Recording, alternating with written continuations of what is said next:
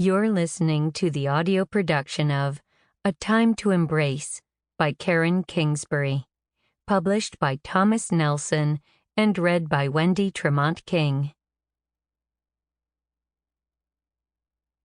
1. The kid made Coach John Reynolds nervous. He was tall and gangly, and he'd been doodling on his notebook since sixth period health class began. Now, the hour was almost up, and John could see what the boy was drawing. A skull and crossbones. The design was similar to the one stenciled on the kid's black t-shirt. Similar, also, to the patch sewn on his baggy dark jeans. His hair was dyed jet black, and he wore spiked black leather collars around his neck and wrists. There was no question.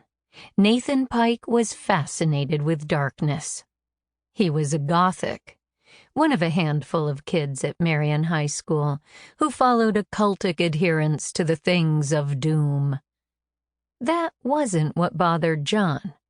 What bothered him was a little something the boy had scribbled beneath the dark symbolism. One of the words looked like it read, "Death." John couldn't quite make it out from the front of the classroom, so he paced. Like he did every Friday night along the stadium sidelines as the school's varsity football coach, John wandered up and down the rows of students, checking their work, handing out bits of instruction or critique where it was needed. As he made his way toward Nathan's desk, he glanced at the boy's notebook again. The words scribbled there made John's blood run cold. Was Nathan serious? These days, John could do nothing but assume the student meant what he'd written. John squinted, just to make sure he'd read the words correctly. He had. Beneath the skull and crossbones, Nathan had written this sentiment: "Death to jocks."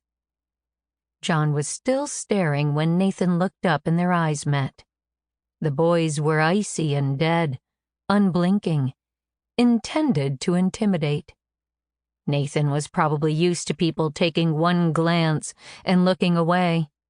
But John had spent his career around kids like Nathan. Instead of turning, he hesitated, using his eyes to tell Nathan what he could not possibly say at that moment. That the boy was lost, that he was a follower, that the things he'd drawn and the words he'd written were not appropriate and would... Sample complete. Ready to continue?